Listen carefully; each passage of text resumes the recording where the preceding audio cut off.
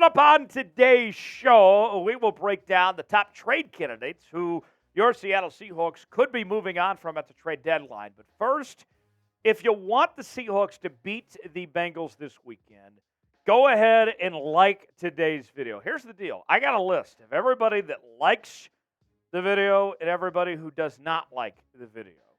And if you don't like today's video, I am going to come find you, and I will let you know about it. And I don't want you to jinx this. Let's not take any chances. Go ahead and like today's video, and don't be the reason why the Seahawks lose on Sunday, and we'll get started with today's show. Trade candidates. I have 5 players who the Seahawks could potentially be moving on from. Some people you would probably be glad to see the Seahawks move on from. Others, maybe not so much. So without further ado, let's go ahead and get started with the first name on our list. No surprise with this one, Dee Eskridge. Dee Eskridge currently serving a 6-game suspension, and if we're going to put it mildly, he has been a bust so far in his NFL career for the former second-round pick. And look at this. When Eskridge comes back from suspension, I don't think there's necessarily much of a role for him in this offense anymore. You may have forgotten about Dee Eskridge, that he even exists out there, because he's just not significant for Seattle anymore. DK Metcalf, Tyler Lockett, your top 2 guys leading the way. Jackson Smith and Jigba and Jake Bobo, your 2 rookies. Those guys are the future. Now, Dee Eskridge did have a very good offseason. He looked good in OTAs and training camp, but then got hurt in the very first play of the preseason, which has been par for the course of Dee Eskridge throughout his NFL career to this point. He's played in just 10 career games, placed on IR in both seasons. In his career stats, nothing to write home about.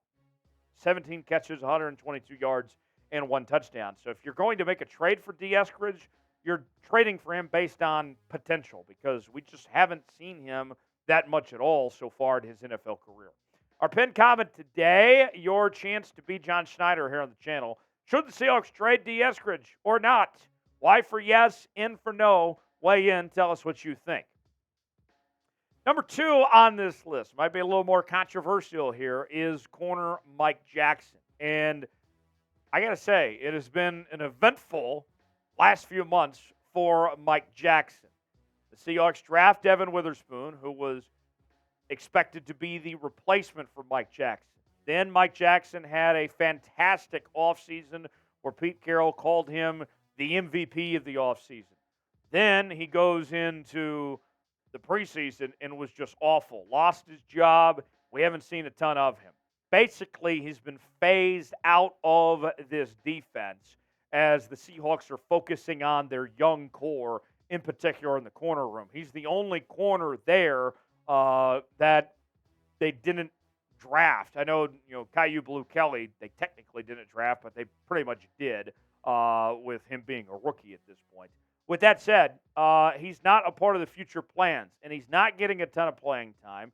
You could get something out of him with that starting experience that he has, and still playing at a relatively high level. Started in all 17 games for Seattle last year. He's played about 4 or 5 games this season with no starts, and he's looked decent in the small sample size that we have seen of Mike Jackson so far to this year. So somebody could use him. There's enough teams that need corners out there that Mike Jackson could have some value to somebody. His stats so far this year include 10 tackles and 1 pass breakup. So watch out. We'll see if the Seahawks move on from Mike Jackson or not. There have been some injuries, so that might be the thing that ultimately keeps him around, is just to have that depth here.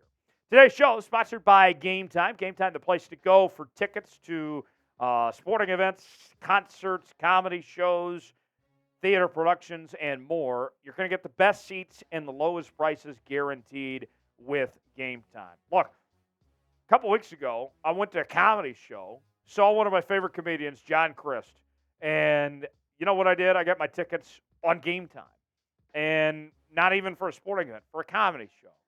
Here's what you do with GameTime. You find the event you want to go to, and it has all the prices listed. From there, you pick out the seat you want.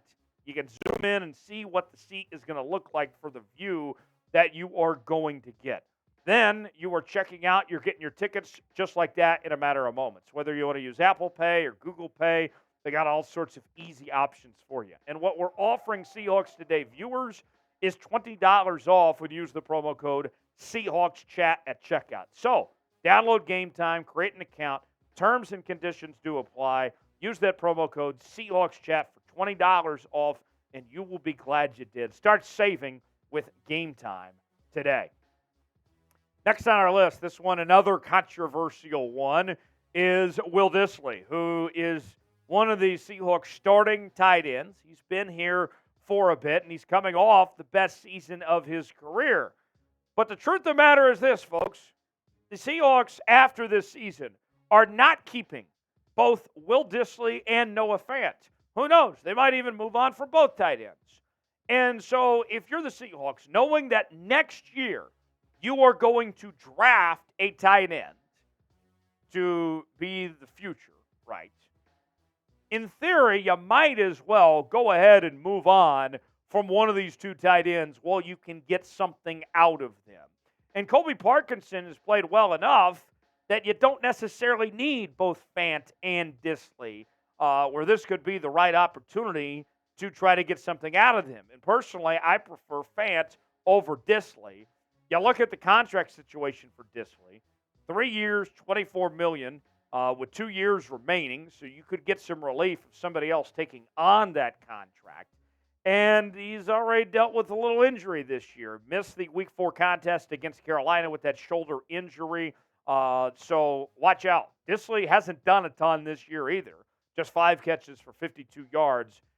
Watch out. Let's see if somebody picks up the phone and wants Will Dissly. And the Seahawks are willing to move on from Will Dissly on that front. So if it comes down to picking one tight end to trade, which one would you rather trade? Would you rather trade Dissly or would you rather trade Noah Fant? If you want to trade Dissly, type W. If you want to trade in Noah Fant, type N. I'm only letting you keep one here. Pick one or the other. Which one goes home? Which one's leaving the island?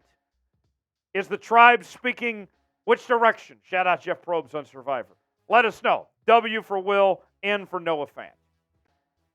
Next on our list is DeeJay Dallas. The Seahawks will tell you that DeeJay Dallas is the number 2 running back on the depth chart. But all of us know the truth of the matter is that DeeJay Dallas, his days are numbered and his role is decreasing in this offense by the day. When Zach Charbonnet, with him coming along, and Kenny McIntosh coming back soon, eventually, I think that DeeJay Dallas's role is going to be phased out of this offense. Charbonnet looks good. Kenneth Walker obviously having a very good year. I just don't think that there's enough carries to go around for everybody. DeeJay Dallas is the odd man out. And we've seen injuries around the league, in particular at the running back position. DeeJay Dallas could find a home elsewhere, and we know he's a decent pass catcher.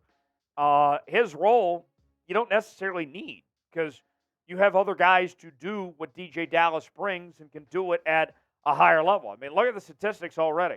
Zach Charbonnet is technically your RB3, has 21 carries for 105 yards, 5 touchdowns, or 5 yards per carry, rather. 5 touchdowns for Kenneth Walker, 283 yards. There's just no need for DeeJay Dallas at this point. If you can get something out of him with McIntosh on the way back, why not? Last on the trade candidate list is Devin Bush. Devin Bush is an interesting scenario. So to kind of go back in time, to take a trip on the hot tub time machine, when the Seahawks brought in Devin Bush, if you recall, Bobby Wagner was not around yet. Jordan Brooks was recovering from that ACL, and everybody thought that he was going to miss the start of the season. Ultimately, a few days later, they bring in Bobby, and Jordan Brooks did make it back in time. Devin Bush was brought in as a backup plan of sorts if they didn't get Bobby, if we didn't see things work out for the Seahawks the way that they did with Jordan Brooks recovering from injury. Now with Bobby and JB both playing at a high level, with this running back, or with this linebacker room rather, looking really good, there's just not so much a need for Devin Bush at this point. I mean, even the other guys, Radigan's solid. Thomas had a really good preseason with the Raiders there. And credit where credit's due.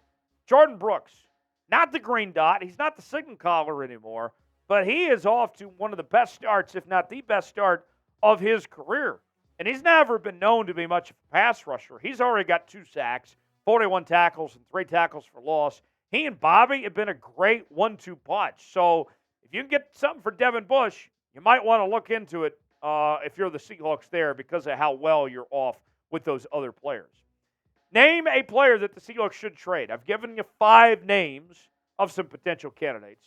What say you now? Get in that comment section. Give me a name who you think the Seahawks should move on from at the deadline. So to recap before we go, our 5 trade candidates for the Seahawks with the trade deadline approaching: Dee Eskridge, Mike Jackson, Will Dissly, DeeJay Dallas, and Devin Bush. Before we go, make sure to like today's video. Don't jinx it. We want to see a Seahawks win this weekend against the Cincinnati Bengals. We certainly would appreciate it, and we'll see you next time right here on Seahawks.